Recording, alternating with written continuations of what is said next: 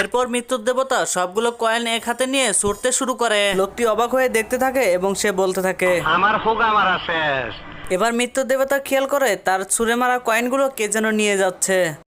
এবার মৃত্যুর দেবতা কয়েনটিকে সুন্দর করে বেঁধে সমুদ্রে ছুঁড়ে মারে। আহো বাতিজা আহো।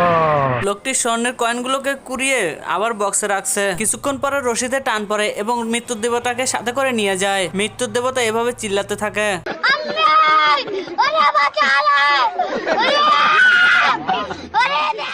কিছুটা যাওয়ার পরে প্রাণীটি সমুদ্রের নিচ থেকে উপরে আসে। মৃত্যুর দেবতা এটি দেখতে পায় এবং মৃত্যুর দেবতা সেই কাঠটিকে সাথে করে নিয়ে চলতে থাকে। কিছুটি যাওয়ার পরে কাঠটি একটি পাথরের সাথে ধাক্কা লেগে লোকটি একটি পরিত্যক্ত ঘরে গিয়ে পড়ে এবং মৃত্যুর দেবতা সেই রশির সাথে পেঁচিয়ে এবং স্বর্ণ অলংকারের সাথে সে সমুদ্রের নিচে তলিয়ে যায়।